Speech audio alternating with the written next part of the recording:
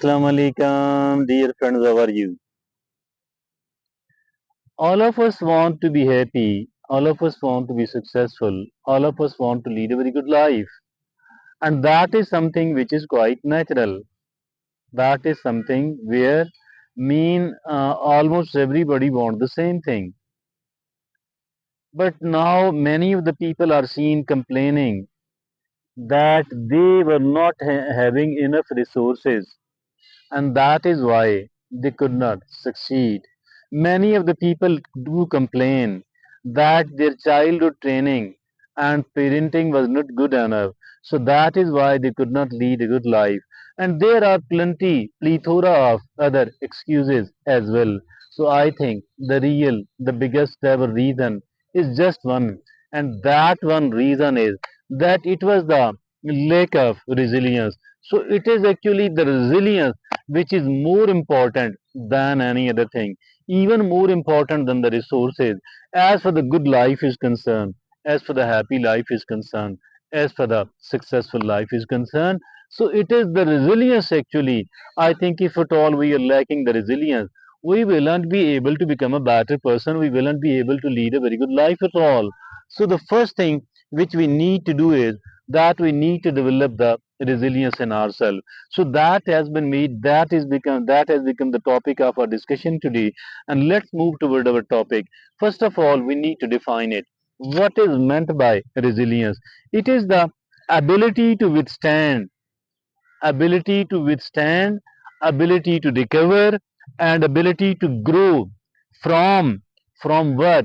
From adversity, from trauma, or from stress. So there was a stress, there was a trauma, there was adversity.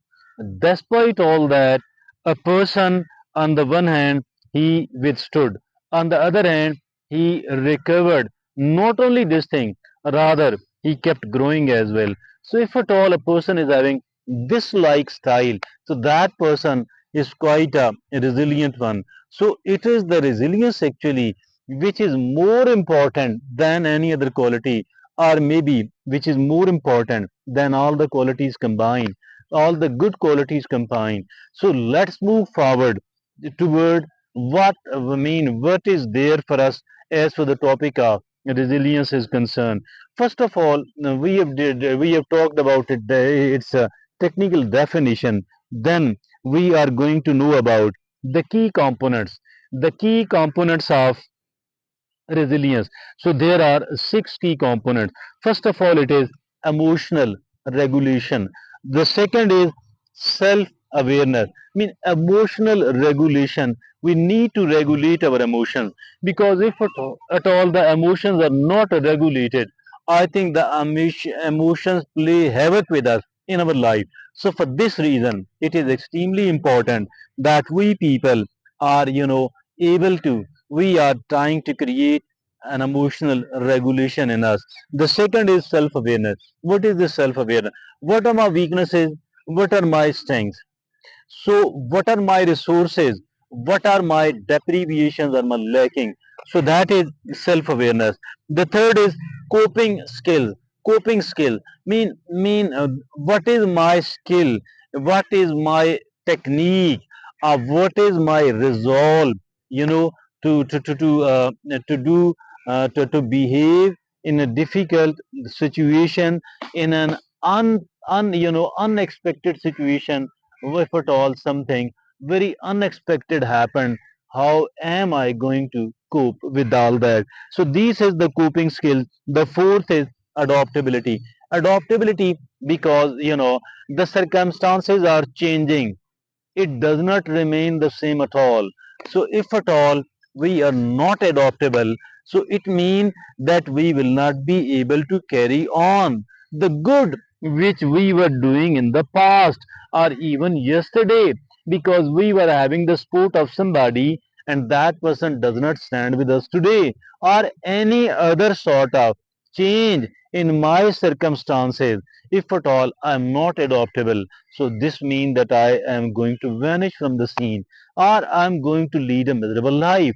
But if at all I am adaptable enough, so this adaptability actually will make me a victorious person, and I will be able to manage all sort of situations. Now the fifth, you know, key component, it is the optimism.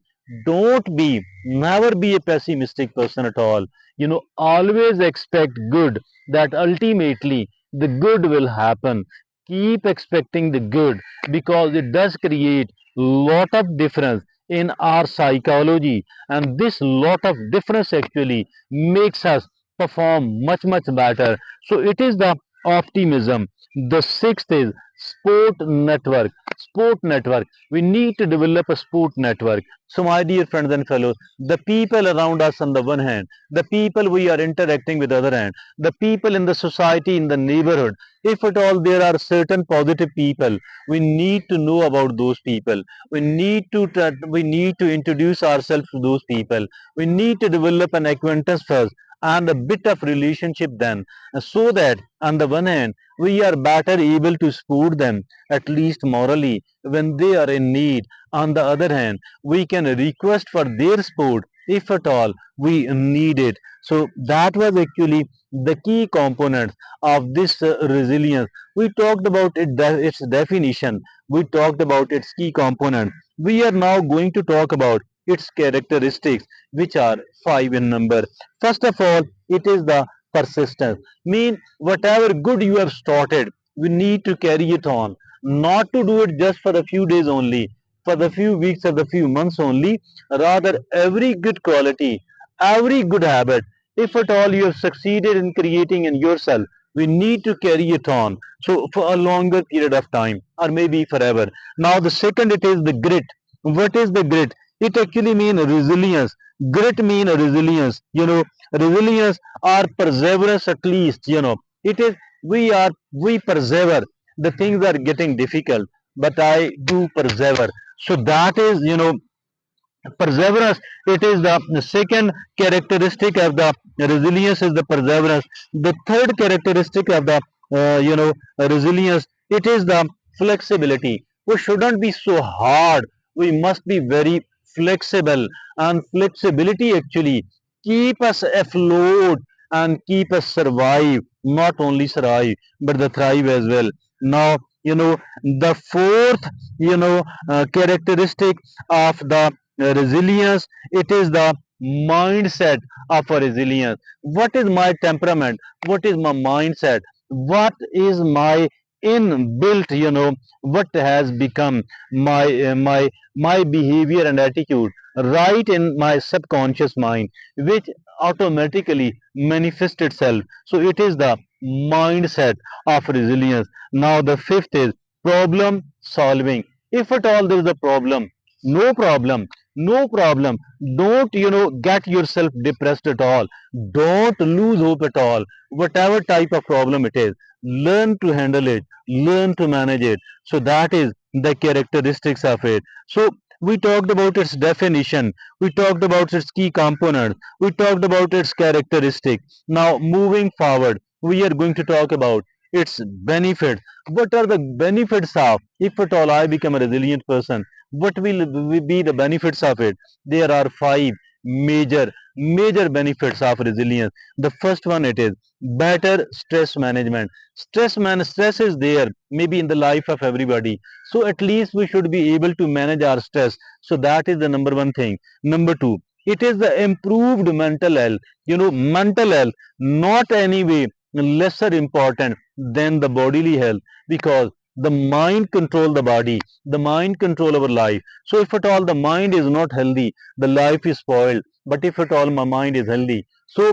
it will help us a lot in making and keeping my body healthy as well, my circumstances healthy and pleasant as well. So it is on the one hand, it provides us, very good stress management. On the other hand, it improves our mental, health. The third is enhanced well-being. Enhanced well-being, my well-being, my comfort on the one hand, my health on the other hand, my resources, my life, my happiness, all of that, my happiness, my health, my comfort, my comfortable life. So that is well-being, enhanced well-being. Now the fourth, major benefit of this resilience. It is increased productivity. You or I and other people, we become far more productive. We become productive enough.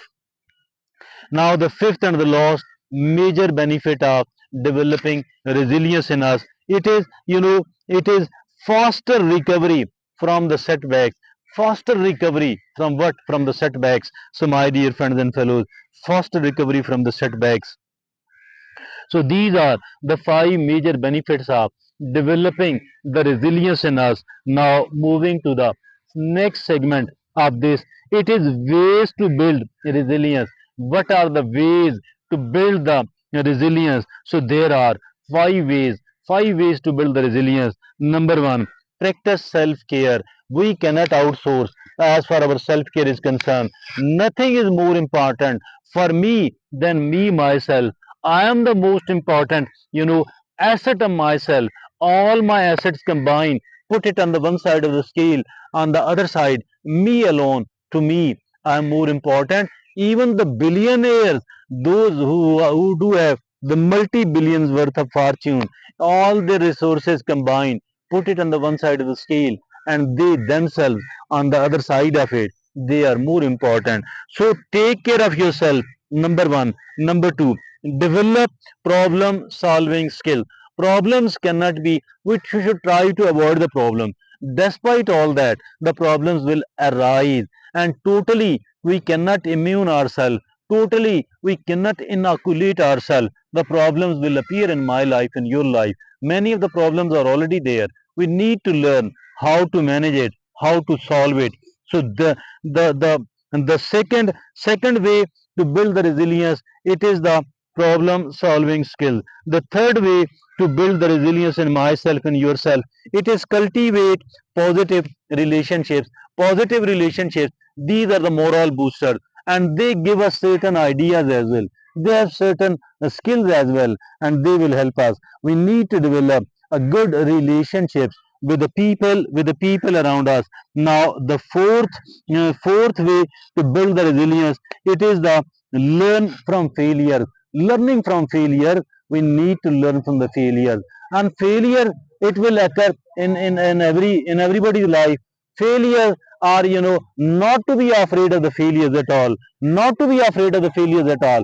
I don't mean that we shouldn't prepare and we should go into all that without preparation so that we could fail.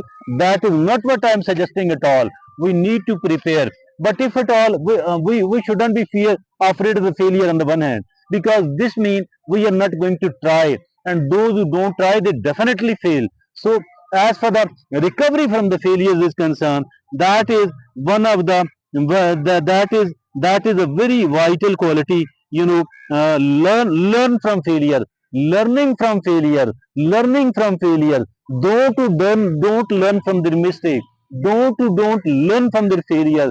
They are the worst type of people. So we need to learn from our failures. Now the fifth and the last is focus on your strength. Focusing on your strength. We do have the weaknesses. We do have the strength. We need to focus on our strength. We need to maintain it. We need to develop it. We need to make an optimal use of it for ourselves, for our loved ones, and even for the general public, for the needy people. So these are the ways to build the resilience. Now we need to know what are the types of what are the types of resilience. So there are four types of resilience. The one is psychological resilience, and that is all of these are very important, and particularly the psychological resilience, it is very important. Then it is the emotional resilience, not anyway lesser important at all. Then it is the physical resilience, and then of course it is the social resilience. So we need to develop all of these types of resilience in us. So these are the four types of resilience. Now the next segment is challenges to resilience. What are the hurdles? What are the hurdles on our way to becoming a more resilient person? So there are five major hurdles. The hurdle number one, it is the trauma or the tragedy which happened to me, which happened to anyone else. So that becomes a big hurdle. The second is It is the chronic stress. If at all, stress is there in the life of everybody, and in certain situations, we are more stressful than in our past. So in that mean, if at all the stress has become chronic, so that is another major hurdle. The third major hurdle, that is the anxiety. Anxiety is very common, and it does not allow us to become a resilient person. The fourth is depression. This too is not very uncommon. So the more and more people are falling into this problem, which is called depression. The fifth is the burnout. We worked so hard, or there were the circumstances and which has made us a demotivated person. Now it's not easy to motivate us, to make us ready for the struggle, for the work hard. So that is the burnout. So my dear friends and fellows, this is all we which we talked about. We talked about the technical definition of the resilience, what is meant by the resilience. We also talked about the key components of this resilience. We talked about the characteristics of the resilience. We talked about the major benefits of the resilience, because of these major benefits we are trying to become a resilient person. And we talked about ways to build resilience. We talked about the ways to build the resilience. We talked about the types of resilience. We also talked about challenges to becoming a resilient person, hurdles to becoming a resilient person. I think that we have talked about this topic of resilience from every angle, but let me tell you, request you again, that nothing is as important as becoming a resilient person. So that's all from me.